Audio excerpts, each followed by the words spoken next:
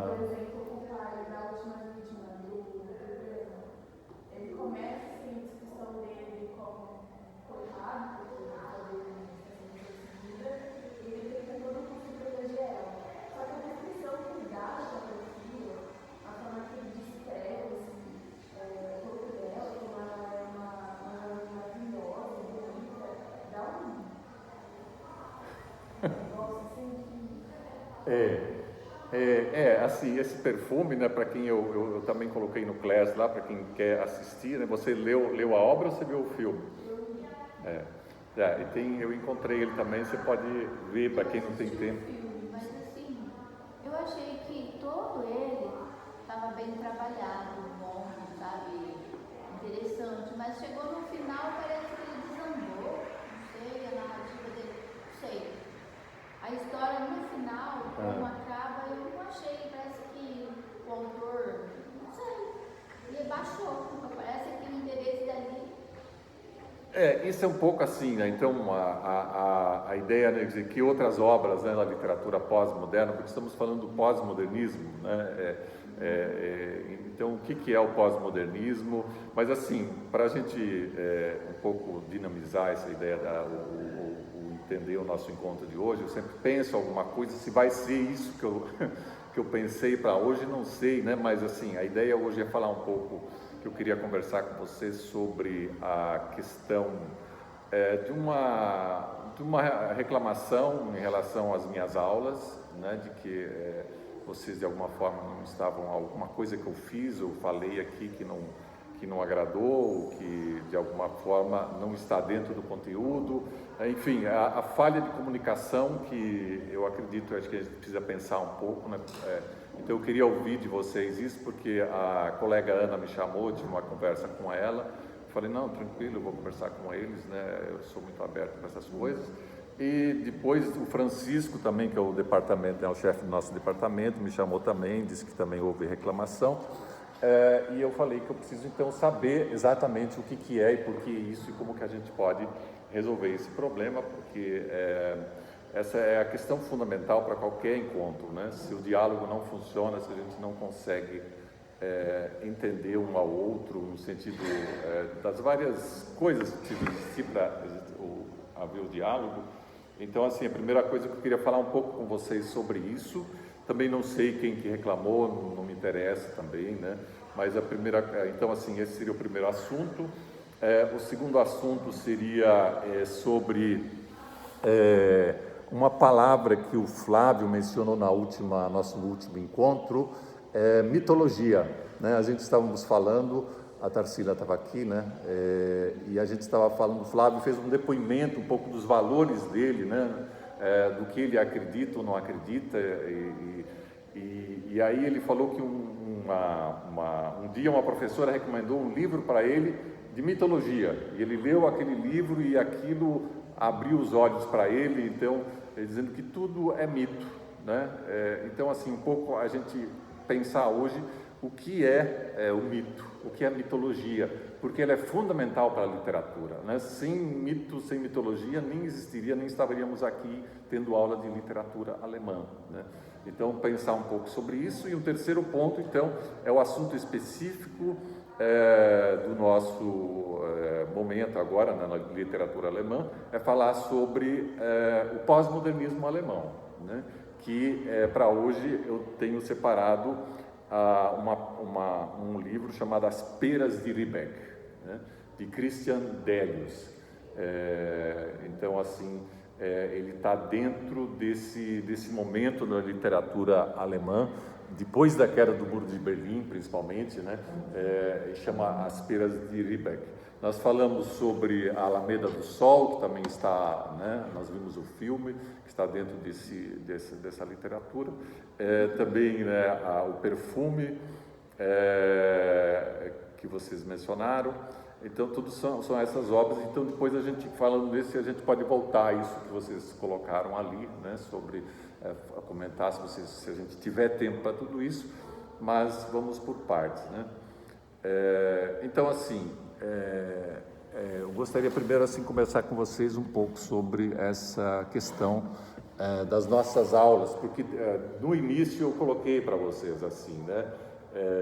A questão da liberdade, né? A questão da liberdade de vocês poderem opinar e poderem sugerir coisas, obras, assuntos que interessam de forma mais específica a vocês, e também se a aula não estivesse legal, alguma coisa que vocês falam, professor, parou, já chega isso aqui, vamos falar de uma outra obra, né? Estamos de saco cheio. Então essa abertura que eu realmente tenho e eu considero ela fundamental para acontecer o diálogo, né? Porque se não houver o diálogo, se vocês não tivessem aqui, por exemplo, para mim apresentar a aula do modo tradicional, quer dizer, onde é que alguém fala e os outros ouvem o que é dito, então eu não preciso de vocês aqui, eu posso poupar vocês e vocês podem ficar em casa, eu gravo o vídeo, mando lá, vocês assistem em casa e não precisa da presença. E eu considero a presença, ela tem que ter um diferencial, e o diferencial tem que estar justamente no diálogo, onde tanto o professor quanto vocês são livres para se expressarem e falarem, sugerirem. Eu acho que essa é a maravilha, tanto é que eu sugeri desde o princípio que a gente sentasse em círculos aqui, né? Sempre que todos pudéssemos ver o rosto do outro, porque essa é a forma mais original que eu vejo no diálogo, né? Então, assim, eu coloquei as coisas do modo também como eu dou a aula, né? De que também pedi para vocês, se vocês preferem alguma coisa mais, vamos dizer, a gente pensa um assunto e aprofunda ele, pega tipo uma obra, alguma coisa e fica mais nessa obra e pensa realmente profundamente aquilo, ou se vocês querem alguma coisa mais, vamos dizer, geral, né? Aquela aula onde é que a gente não pensa, né? E eu disse que particularmente eu não gosto desse tipo de aula, eu gosto da ideia, porque esse tipo de aula, por exemplo, vocês podem ir hoje em qualquer site e ver em vídeos, né? O que é a literatura alemã, todos esses períodos, basta enquanto você está lavando louça ou está fazendo alguma coisa, você não precisa comparecer aqui. Então eu sugeri, quer dizer, como eu sou um cara formado, doutor em literatura alemã, então as coisas que eu vou dizer para vocês aqui, o que a gente pode dialogar, são diferentes de todas essas que vocês encontram em vídeos. E o que eu queria fazer aqui, o que eu prefiro, né, é fazer essa parte do diálogo onde estimula a reflexão, como pensar, né?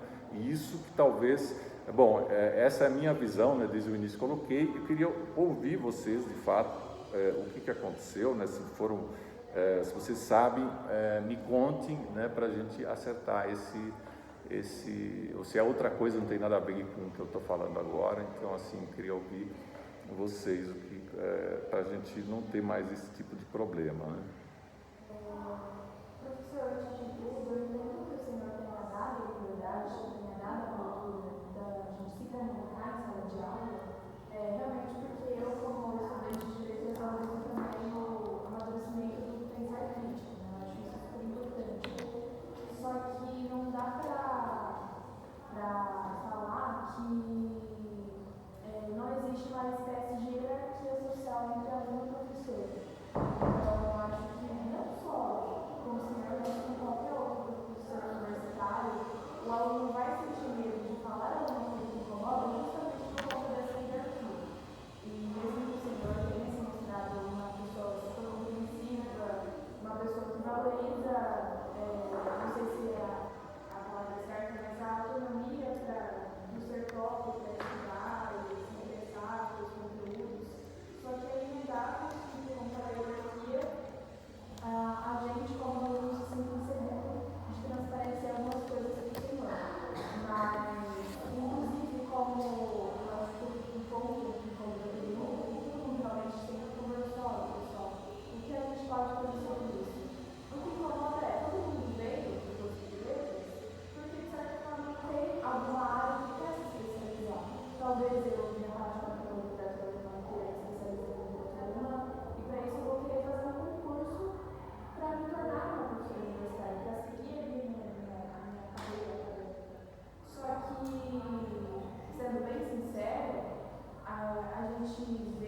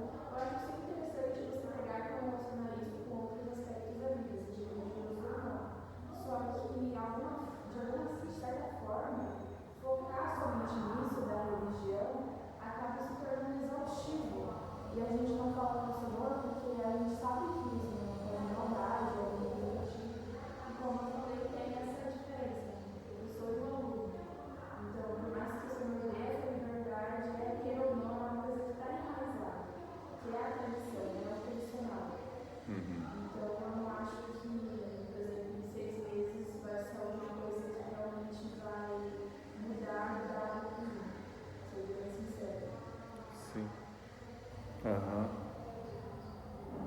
Ok, e você quer acrescentar alguma coisa?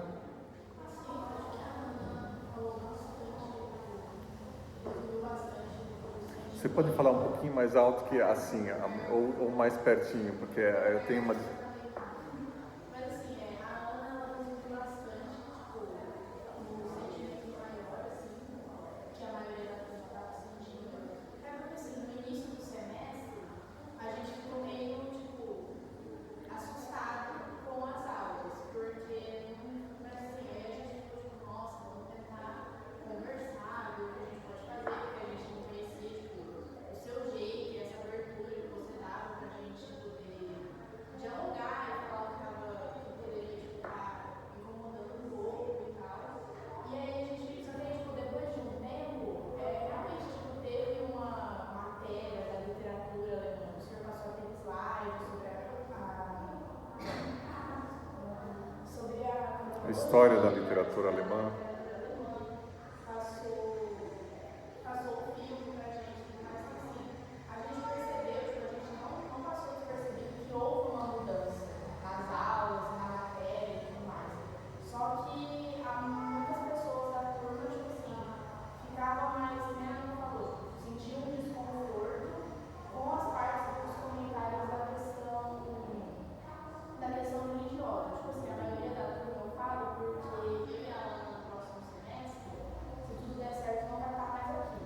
Então assim, a gente se preocupa, porque a gente vai viajar lá para a Alemanha, por enfim, por outras questões. Então assim, mas a gente ainda se preocupa com o que vai ser das aulas, o que vai ser da matéria e tudo mais. Então assim, a gente meio que abraçou com o resto do pessoal essas, não sei se reclamação é a palavra certa, tipo, reclamou. Tá reclamando. Eu tô reclamando. Ninguém não foi tipo uma reclamação assim, tipo, ai, a gente tá com raiva. Não, em nenhum momento a gente sentiu esse tipo de sentimento. Não, você nem. A gente só ficou tipo confuso, tipo assim, no início do semestre, eu digo. Sim. Então, assim, entendo, e não há nada de errado nisso tudo, né? A questão é sempre voltar, alguma coisa não está certa, então a gente precisa dialogar, precisa conversar, né? Por isso que a ferramenta fundamental para todo conhecimento, para todo diálogo, para toda a harmonização é o diálogo, né? Então, ixi, ela quer sair, alguém abre para ela, coitada. Me solta, eu estou preso aqui, eu não quero essa aula de alemão. Vou deixar aberto. Então, isso que vocês fizeram, tudo é normal quando você começa a entender por que acontece as coisas, e quando a gente, quando a gente pensa, né, as razões por que as coisas acontecem, é que tudo fica bonito, tudo fica claro, e não há, né, nenhum ressentimento, nada. Então, realmente isso é fundamental para qualquer encontro. A primeira coisa que a gente deve aprender no ensino superior é esse diálogo. Não importa o que aconteça, mas a gente tem que manter essa postura do diálogo, né? Então, de fato, agora eu entendo um pouco melhor, né? Porque assim, de qualquer forma, quando há alguma coisa que você está fazendo que desagrada o outro, né? No caso eu falando coisas que de alguma forma vocês se sentiram desconfortáveis, então e aí surge aquela, putz, como é que eu vou falar para o cara, né, que não é isso que nós queremos, ou isso está me incomodando, né, ou que ele então explique de uma forma melhor o que ele está buscando, né? Ou seja, essa questão que você fala, a hierarquia, né, professor-aluno. Então isso vocês não estão acostumados, né? Numa universidade realmente é um tabu, isso, quer queira, quer não, por mais que eu me apresente como alguém, olha,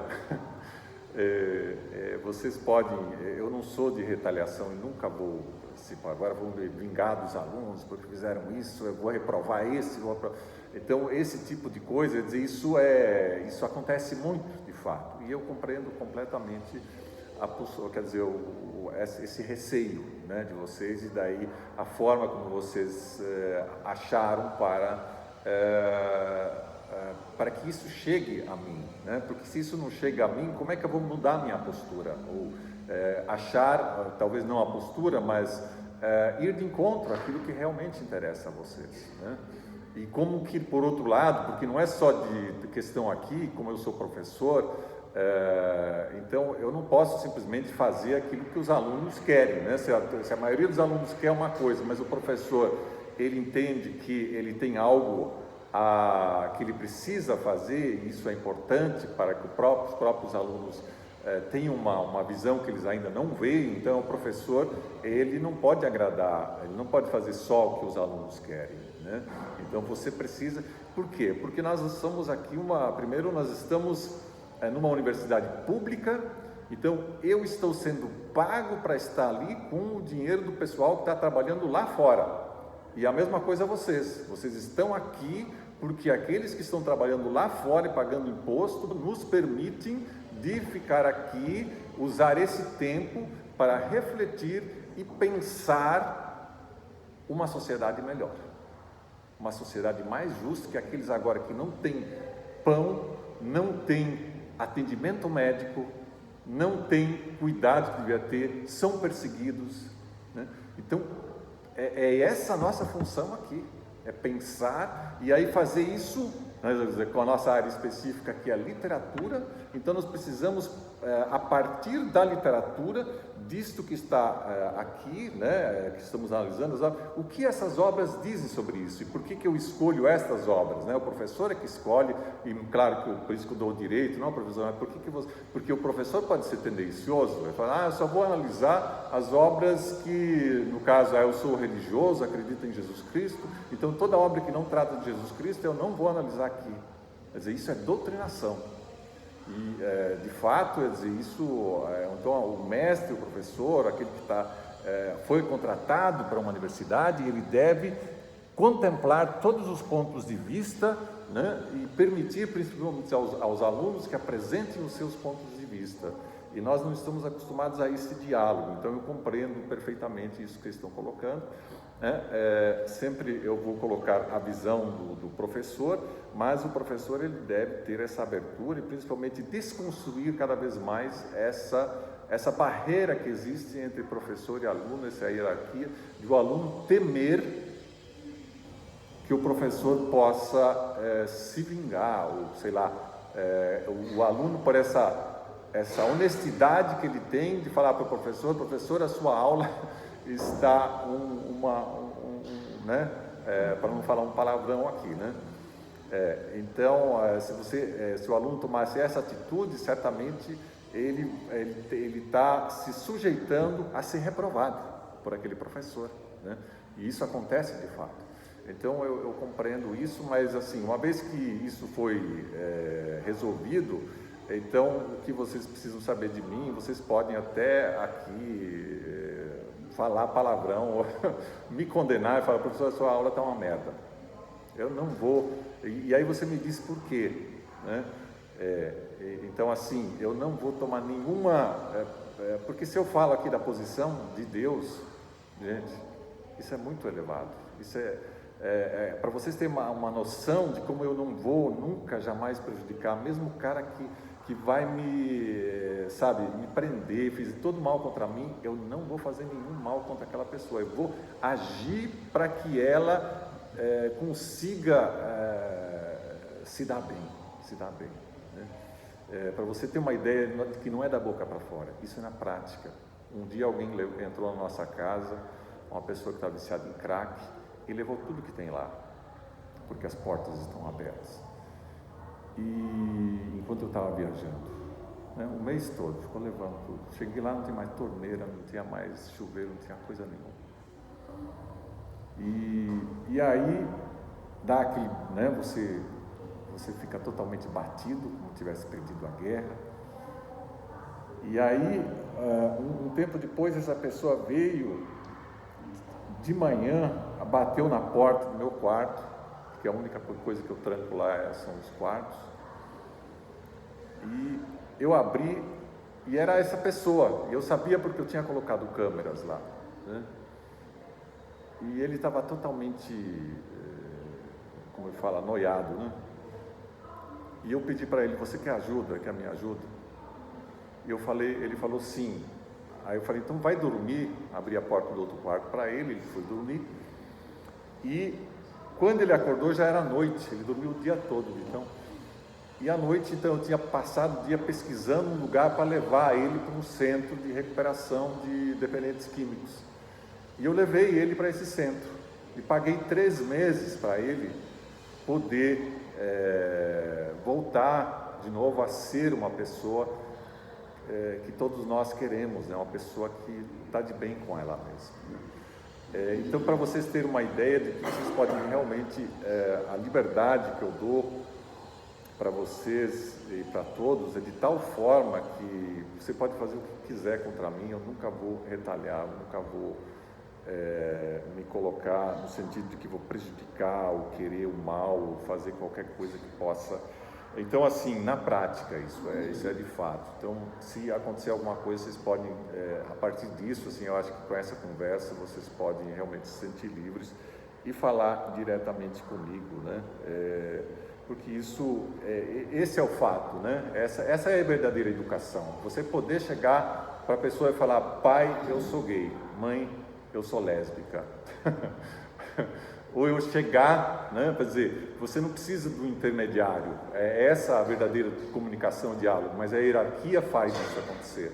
Então, como a gente realmente construir uma sociedade onde é que você sempre se dirige diretamente às pessoas que causam o mal a você, ou o desconforto, ou que fazem alguma coisa que, claro que se você não puder fazer isso com o professor, então isso é um sintoma de que a nossa educação, ela precisa ainda avançar muito, né?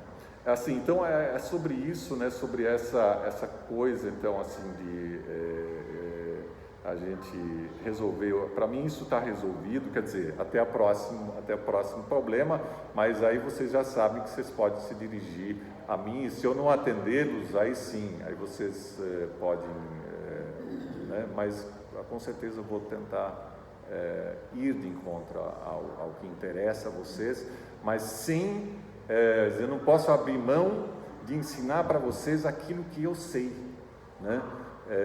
Mesmo que isso cause, por exemplo, então, veja o desconforto, se alguém, porque o desconforto ele só pode existir quando você discrimina alguém. Então, se tem alguém aqui na classe que é ateu, e tem um professor aqui que é um fanático religioso, ele vai discriminar, ele vai causar desconforto. Desconforto no sentido, a partir do momento que eu uso o meu poder para diminuir uma pessoa. E o que eu fiz, o que eu faço, por exemplo, com o Flávio, né, que ele é ateu, e eu defendo a ideia de Deus aqui, tanto é que eu falo, eu sou o próprio Deus, né? Então, se eu estou causando mal a alguém, mostra onde é que eu estou causando esse mal.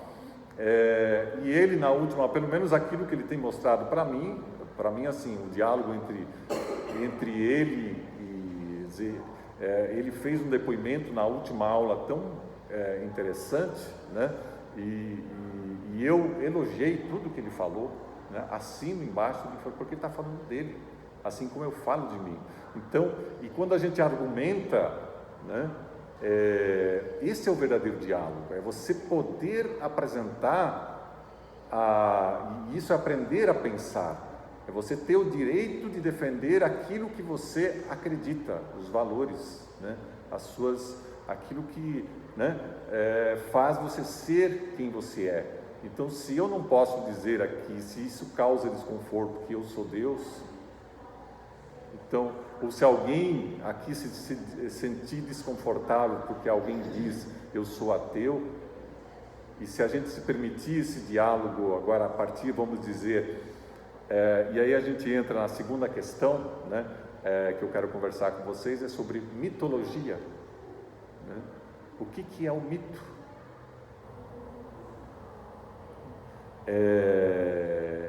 Que é a questão assim, vocês já pensaram sobre isso? Se alguém perguntasse o que é um mito, o que você responderia?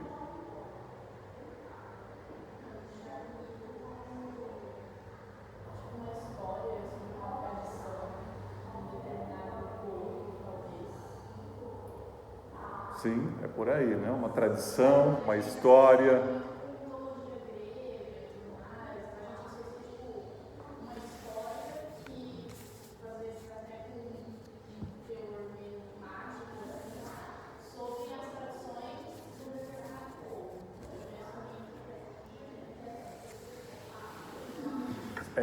Tradições, histórias, talvez a gente pudesse acrescentar mais alguma coisa, né?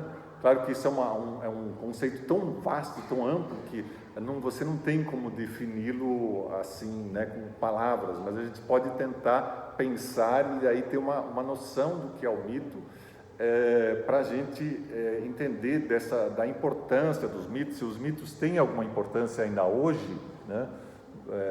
Então vamos assim, a partir dessa definição da Maria Clara, são histórias, tradições, né, de um povo. Talvez a gente pudesse acrescentar crenças, né?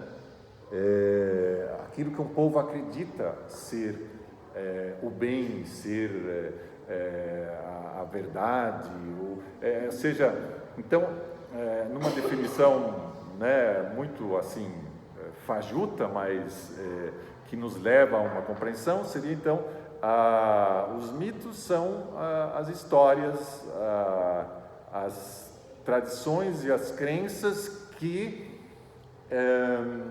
explicam a origem das coisas, né? A origem, por exemplo, da Terra, né?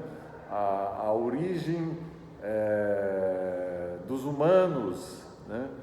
Como que nasceram os humanos, né? Então, é desse ponto de vista que a gente então vai olhar para as diversas histórias, as diversas épocas, e cada povo tem os seus mitos, né? E o que o mito ele procura? Então, se você quer analisar, conhecer, né, quem eram os gregos, o que a gente faz? A gente necessariamente vai ter que estudar a mitologia grega. E o que significa a mitologia grega? Onde é que está a mitologia grega? Você vai pegar livros de matemática? Você vai pegar livros de física, de química? Não. Você vai pegar a literatura deles, aquilo que eles escreveram. Então, tanto os textos sagrados quanto os não sagrados, né? Mas para os gregos, então, mitologia sempre estava ligada a essa ideia para você explicar a origem do universo, você precisa de quem? Você precisa de um ser superior, você precisa de Deus, né? Então a gente veio de Deus, Deus criou tudo, Deus criou todas as coisas. Então é desse ponto de vista que a gente vai olhar para os mitos gregos, né? Que eles tinham. Então a mitologia grega ela é de politeísmo, né? São muitos deuses, e os romanos também, né? Agora nós não vamos assim esgotar esse assunto, né? Assim, só para a gente entrar um pouco, né? Situar, então, assim, pegar essa ideia de mito e pensar se os mitos ainda existem hoje. Quer dizer, quando o Flávio disse, isso é um mito, pena que ele não está aqui para a gente continuar esse diálogo. Então, o mito, o que vocês acham? Ele pode ser dito como alguma coisa, dizer o contrário de mito seria o quê? A oposição ao mito seria o quê? Vocês conseguem imaginar? Se os mitos são as histórias ou crenças que falam da origem do mundo, origem do universo, né, dos seres humanos, da natureza, Então, haveria alguma oposição ao mito? Parece que não, né? Não há ela é um mito, Seria alguma coisa concreta? O concreto versus mito? O concreto seria algo que não é mito, e o mito seria algo, uma história criada, mas essa história não, aí eu acho que não há, né? Porque o concreto, quer dizer, o mito ele existe por quê? Porque os caras viram o quê? A Terra está aqui, as estrelas estão lá, o Sol está ali, nós estamos ali. Então ele parte do concreto, ele quer entender o concreto, ele quer entender da onde você veio, da onde veio a mulher, da onde veio o homem. Ele supõe também, ele só supõe. Isso, mas ele precisa criar uma explicação para isso.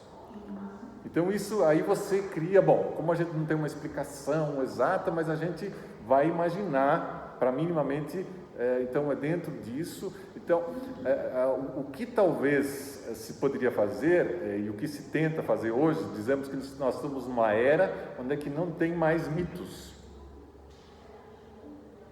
né? Acabaram os mitos. Então, se isso é verdade, quando alguém fala assim, isso é mito, no sentido de que isso é uma história que hoje não se aplica mais, mas a mitologia não existe mais, e muitos veem assim, significa o quê? Hoje a gente se baseia na ciência. Isso seria uma possível oposição para aqueles que falar que mito é só uma historinha, ela não conta, né? Isso é coisa do que inventaram, mas não é verdade. Mas o que é verdade? E que falar? Então, hoje a gente fala na faculdade, não fala mais de mito.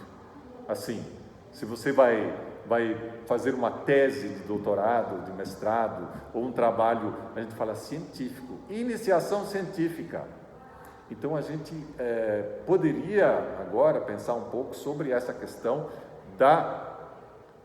se a ciência se opõe ao mito, e nós tivemos uma sociedade onde ela é uma sociedade científica, então tudo que a gente faz hoje não é mais assim mito, né?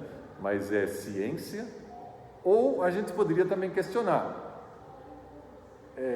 a gente acredita que a gente está fazendo ciência, que é verdade, isso hoje tem que ser comprovado por A mais B, que isso aí é assim, e não é uma história inventada. Então, nós estamos numa cidade científica, e o que é científico para nós é verdade, portanto, não é mito. Ou seja, o que eu estou tentando mostrar, assim, refletir, é se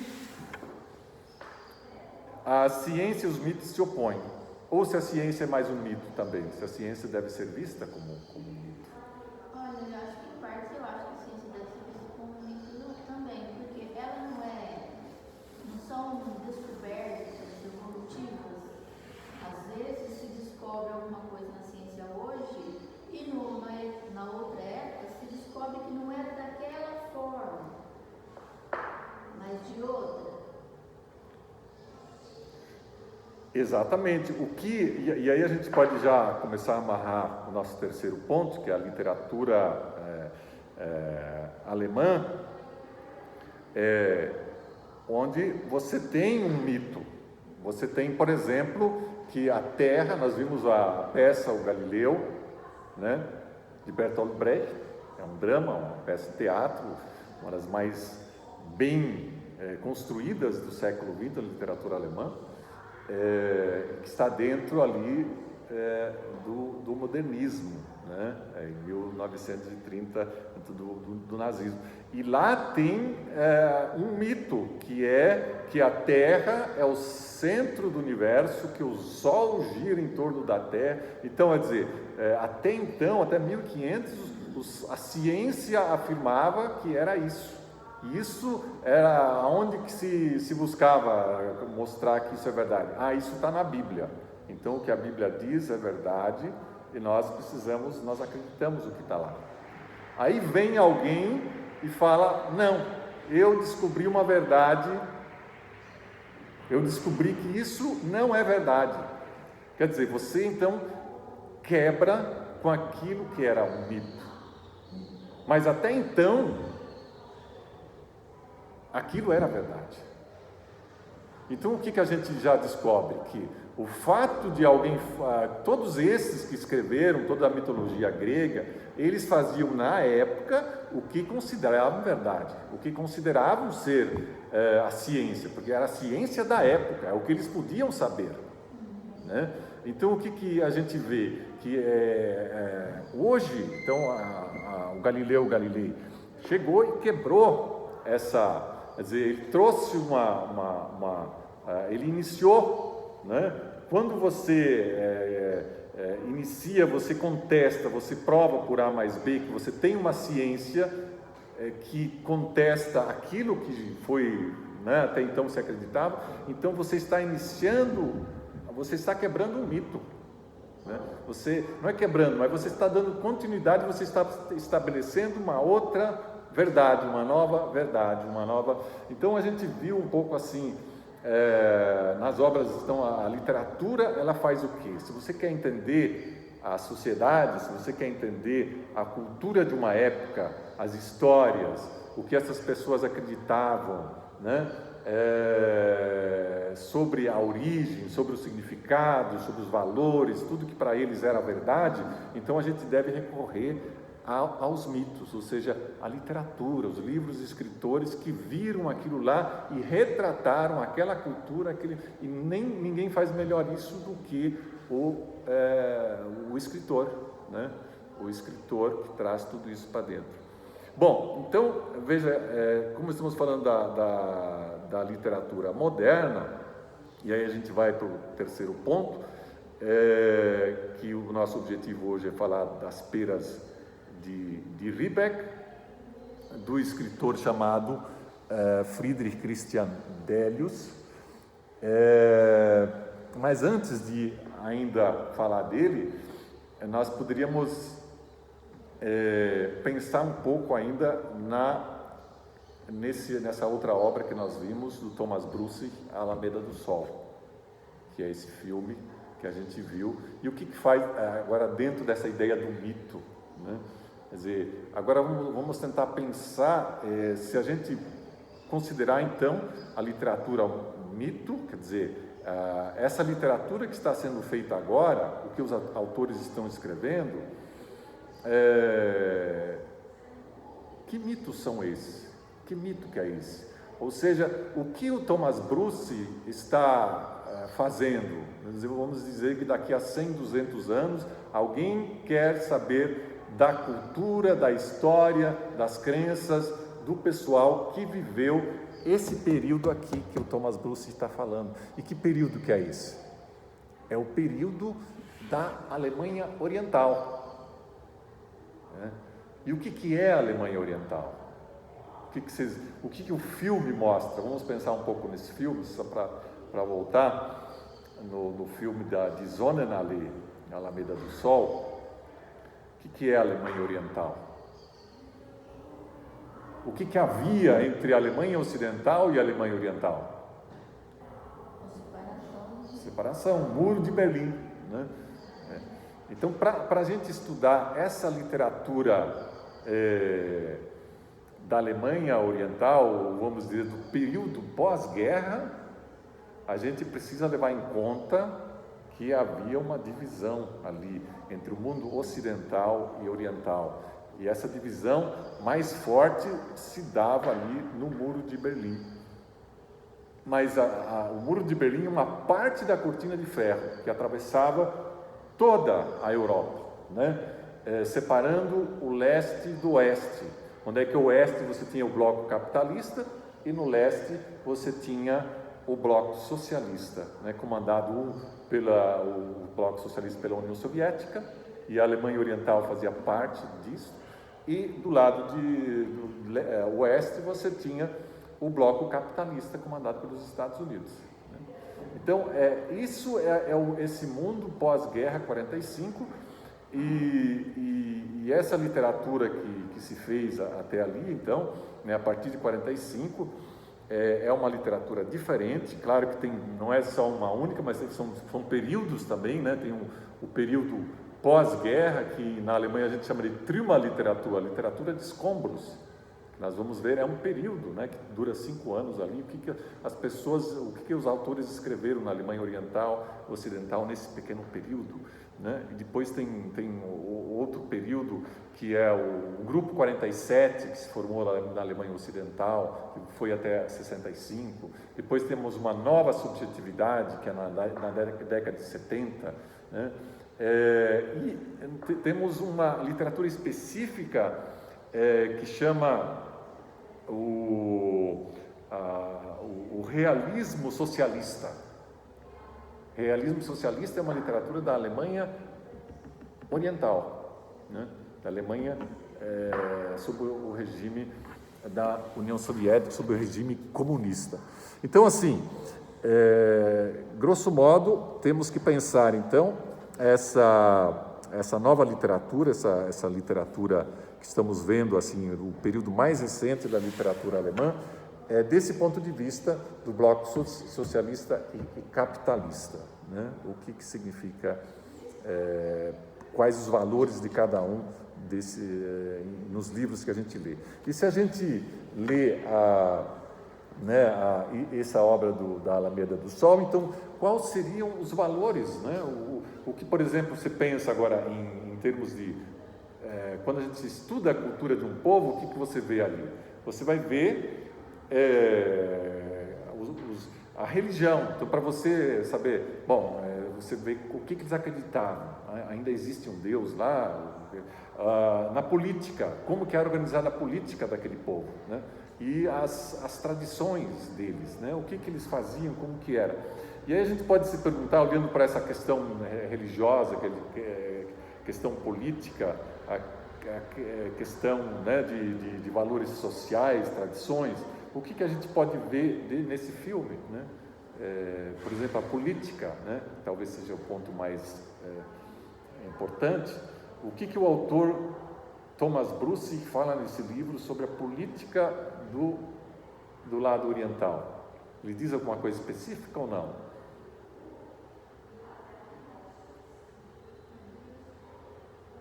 Assim, né, lembrando do filme, vocês veem lá o que a gente vê o tempo todo, né? O Micha, né? Encantado com aquela menina, né? Temos a escola. O que se apresenta? Como eram as escolas da Alemanha Oriental? O que o filme diz? Ele diz alguma coisa sobre essa educação?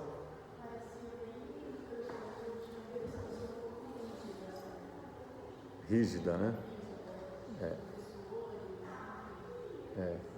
Tem uma cena da escola desse filme que mostra a professora, que o Misha está passando na escola. Isso. Também não, ele tá, mas o que a gente ouve ela falar? Ela faz uma pergunta para os alunos: em que países do mundo as pessoas passam fome? Aí a resposta é Estados Unidos, não sei o que, quer dizer, o bloco capitalista. Quer dizer, você tenta promover, então,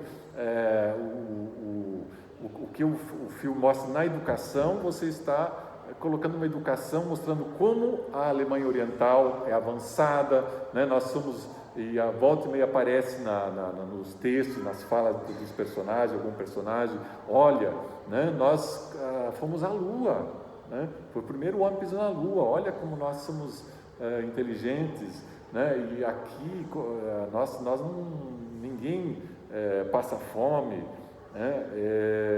Então, assim, o tempo a educação focada como nós somos os bons, e o outro lado quem? O Feind. Lembra dessa? Que horas que nós temos, gente? Como é que nós estamos?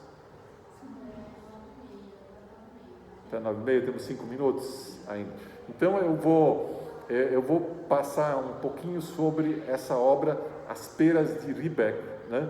Que é também, se nessa obra do Sonnenallee, o autor apresenta uma visão da Alemanha Oriental, fala, tá vendo? Eles estão morando lá, mas o tempo todo eles querem produtos lá do Ocidente. Então o cara vai lá, ele tenta contrabandear, né, o Onkel Heinz, né, trazer todos os produtos, e eles querem, os meninos, os jovens querem ouvir essas músicas do pessoal, né, dos Rolling Stones, e as roupas, né?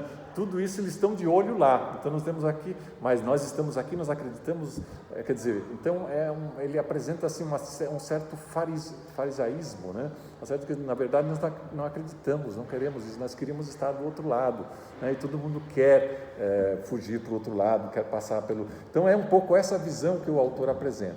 Mas essa visão aqui das peras de Riebeck, nós temos um autor que tem uma visão diferente. Ele começa desde o início. Por que chama As Peras de Riebeck?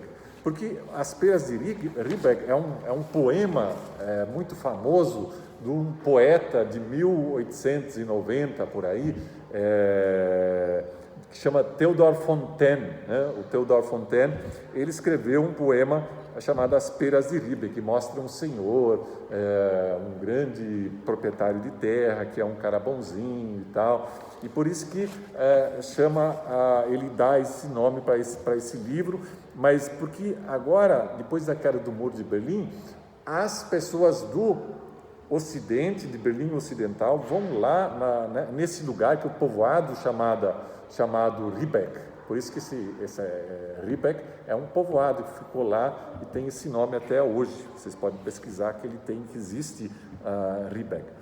E o que acontece?